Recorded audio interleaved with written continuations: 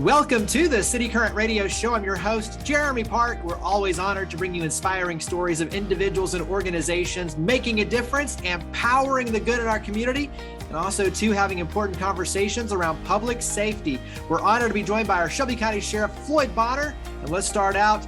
Sheriff Bonner, how are you doing? I'm doing well, Jeremy. Thank you for having me today.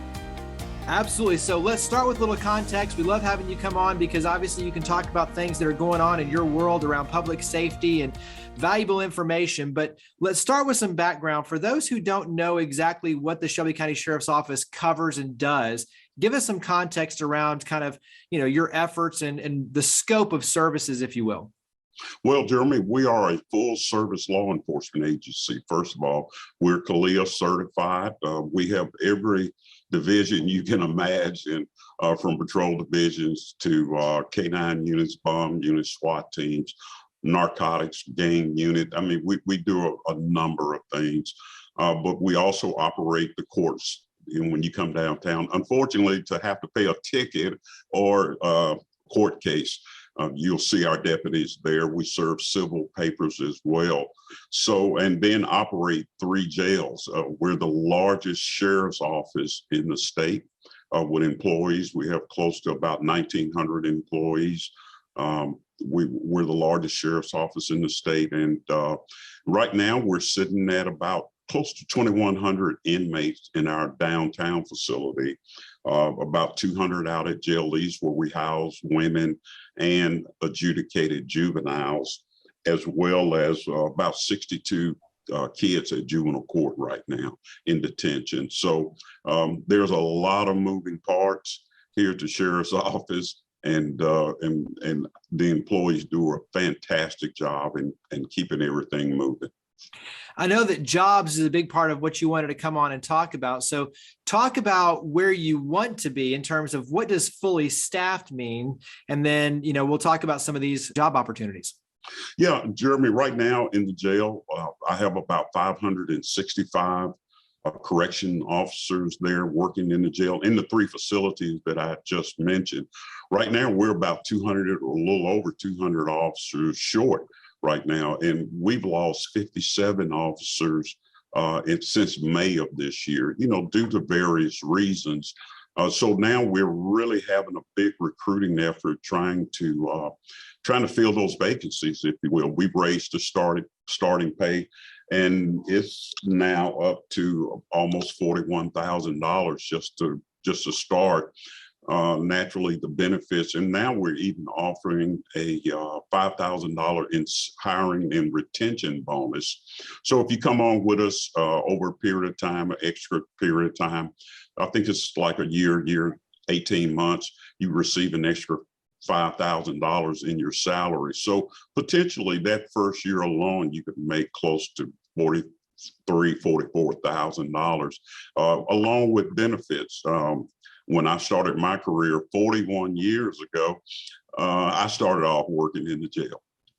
So there's especially for young people, and we're even hiring now, we're taking a look at 18-year-olds. We even dropped our age group down to 18-year-old because we found that we were losing that kid that was just graduating from high school, not necessarily wanting to go to college or anything. And we were losing that kid because they were going to do other things. So we're going to be taking a look at 18-year-olds. We're not going to hire every 18-year-old, but if you're mature enough at 18, we'll give you a shot at it. And naturally, I know what it's like to work in the jail, and an 18-year-old. As an 18-year-old, we're going to have to be careful where we place them and what we have them doing. But there's a room in that facility, and all of the facilities, that we could use 18-year-olds. So we're doing a lot of things. We're just like everyone else doing this COVID, that are just really trying to hire people and get people in. And we're having a difficult time, just like anyone else has happened. So we're trying to speed up our process. We are even going out into the community right now. We're having various locations in the community where we're doing hiring bonanzas, if you will, or hiring things. On the 23rd of this month, We'll be at New Salem Baptist Church from 10 to 2. And I've even required our HR specialists along with the chiefs of the jail. So when you come, you can fill out an application right there on the scene. HR will answer any question, even help you fill out the application, as well as you get that first interview. So I tell people, if you're going to come dressed for an interview, because you never get a second chance to make a first impression. So come dressed to do an interview. You will talk to our jail command staff and hopefully move on through the process. So we're really trying to be active. And I think it's a little bit better for us to go out into the community. I don't know if you know where our training facility is, but it doesn't even come up on a GPS out by the correction center. So we thought, well, maybe we better start going out in the community and going to various, and we'll be going to different locations throughout the city. I know this particular month we'll be at New Salem, but we'll move to Hickory Hill. We're going to go out in Fraser, Raleigh area. We've been at First Baptist Broad, kind of Binghamton area. So we're going to be moving it around, and hopefully if someone's looking to start their career in law enforcement or corrections, this is a good place to start. What about the training? Talk a little bit about just the training that candidates receive and that process overall to getting them prepared to step into the role. Well, in our correction facilities, or our correction program, rather, it's about 11 or 12-week training program. You go out to our training academy. You're there for about 11 to 12 weeks. You're getting paid the whole time and beginning your career. And it's all about cell extractions, how to deal with inmates, how to talk to them, how to follow all the rules and the regulations that we require, all the policies and procedures. I come out and talk. The command staff from the jail will come out and talk, because, like I said, I began my career in corrections, so I know kind of what that's about, and spent my first 5.5 years at sheriff's office, working in the jail. So it can be a tough job, and we've tried to, with that training though, especially 11 or 12 weeks, that when I came on, that was unheard of. So we go over a lot of things to prepare you to be able to deal with the detainees in the facilities. One of the other things that you wanted to touch on was a program called S.H.A.R.E, and it's giving access to create a network of cameras. And so talk about S.H.A.R.E in terms of what the acronym means, and obviously what that means for public safety. Well, yeah, we started a new program here about a month ago. It's called S.H.A.R.E, Sheriff's Hub and Resource Exchange. And what we're doing is, or what we're asking the citizens to do, is to register their cameras with us. And when I say register, that's all we're doing. We don't want access to your cameras or anything like that. But what we're looking for with this particular program, if a crime occurs in your neighborhood and you think, I'm at work, you're at work, if something goes on in the neighborhood, you may or may not know anything about it. But if you're registered with us, we could contact you and say, hey, go back and look at your cameras and see if you see something, and you can send it to us, to our detectives, even if you're not in unincorporated Shelby County. If you live in Memphis, Bartlett, Carterville, wherever you live at, we will get the information to the appropriate law enforcement agency for you. Now, you can do this anonymously or anything. We're just trying to cut down on the beat time or the walk time for detectives that's driving through the neighborhoods, walking through the neighborhoods, trying to knock on doors and see if someone's security camera may or may not have picked up on something. So this is a time saver, and well, just everybody knows that the sooner that we can start developing suspects, the better off we're going to be. So we think it's a great program, and you can go to our website at www.shelby-sheriff.org. And there's a button there that you can click to register for. It's called S.H.A.R.E again, and you can register your cameras. And someone from the sheriff's office, if a crime occurs in the neighborhood, would call you or email you, whatever your preference is, and ask you to go back and take a look at your security cameras. Then you can download it and send it to us. So we think it's a great way, another way for the citizens to get involved with helping us to solve crime. Yeah, and you're leveraging the relationships with the citizens. To your point, you're not getting access to those cameras. You're just kind of plotting out where they are so that if a crime happens in that geographical footprint, you know the individuals you can reach out to say, hey, you have cameras, you're registered. Can we, see that footage? Can you send us that footage so that we can try to solve this crime? And so now you're working together in community to be able to leverage those resources to help solve these crimes. Yeah, we won't even come out to your house because there's a way for you to download it and just send it to us. And that's all we want. If your cameras picked up something, a burglary, I have cameras on my house. And so, naturally I'm at work, but if something goes on in my neighborhood, it's a possibility that my camera may have picked it up. And I did not even know the crime occurred in the neighborhood. So that's why we think that this could be really a valuable tool with crime fighting and keeping all the neighbors safe. My neighbors, a lot of my neighbors do have security cameras. And so when incident occur, I live in a cove, and when incidents have occurred in our cove, our neighbors were able to help out, with the police department and let them know, hey, my camera picked it up, and readily shared it with the appropriate agency. Yeah. Let's stay on the threat of public safety. And unfortunately, we've had some tragedies here recently in the Mid-South. You look at the shooting at Collierville and the tragedy there, and then Shelby County Schools, unfortunately, with the student. How can we as a community, and I think S.H.A.R.E is a piece of this, but how can we be more proactive when it comes to gun safety and violence? How can we help? What can we do on our end as the community?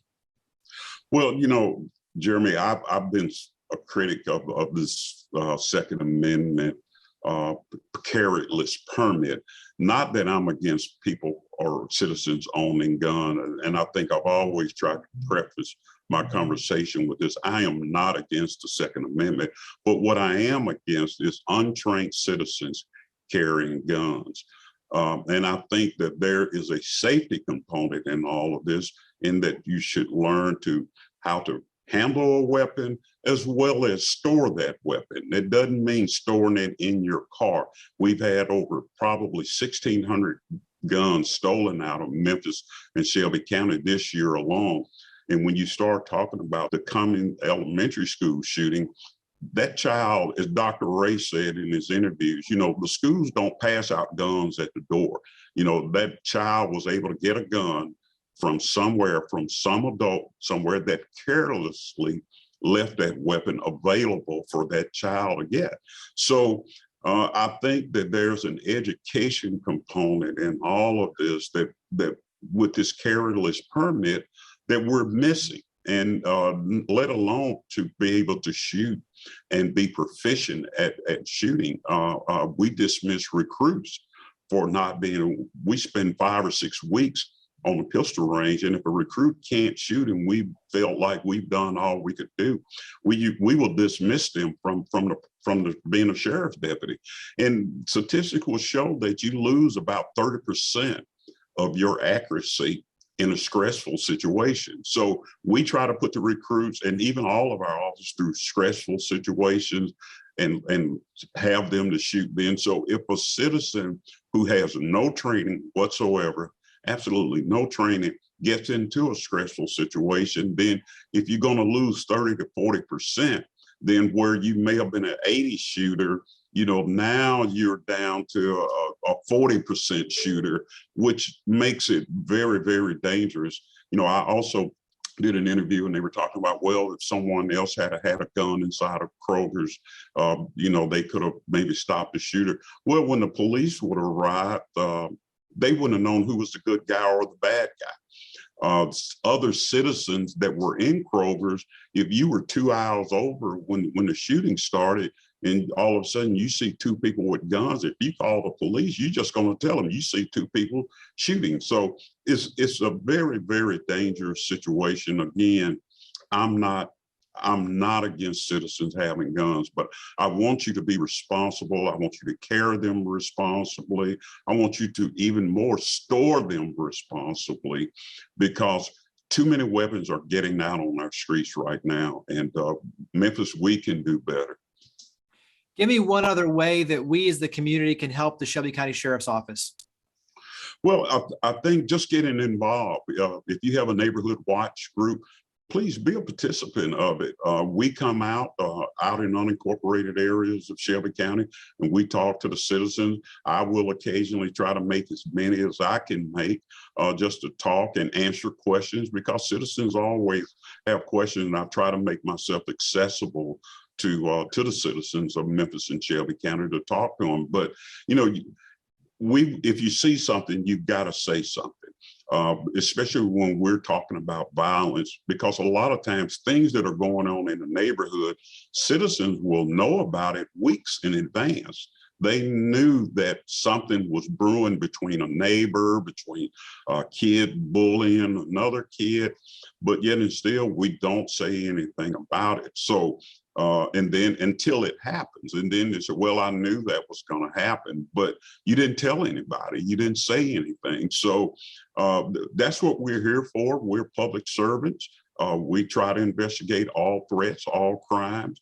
And so when the citizens are seeing something, because the Memphis Police Department is short, all of us are short of personnel. So we can't be everywhere all the time. So we rely heavily for the citizens to help us with all of that. And maybe we can stop some of this. And I think that S.H.A.R.E program is a good way to start. And again, being involved in the neighborhoods, just, we grow up now not really even knowing our neighbors anymore. And everyone is so busy. I understand that, but you should get to know your neighbors, and I'm not going to say you're going to like every neighbor that you have, but at least know them, know what cars belong, know what the tendencies are, and things like that. Even when you're in your own neighborhood, you should know what cars belong and what cars don't, and should not hesitate to call a law enforcement agency, because that's what we get paid for, to get to investigate, to look at if everything was fine, okay, no problem, but if it is a problem, then we can hopefully get ahead of it. A lot of times you don't know what goes on behind closed doors, and domestic violence and things like that. And maybe that'll be another conversation for us down the road. But with domestic violence, a lot of times, I can't see through walls, and neither can any of the citizens, but you can kind of tell when something is not right. The kids will kind of tip you, or the wife or the husband will kind of tip you just by their actions. So if you see something, just let someone know, and let us help the community. Yeah, absolutely. You mentioned it before, but go ahead and wrap up with the website where we can go to learn more and get involved. Yeah, the S.H.A.R.E program, and even just take a look at our entire website. We had a makeover, if you will, of the website. I think it looks a lot better, a lot friendlier. It's www.shelby-sheriff.org.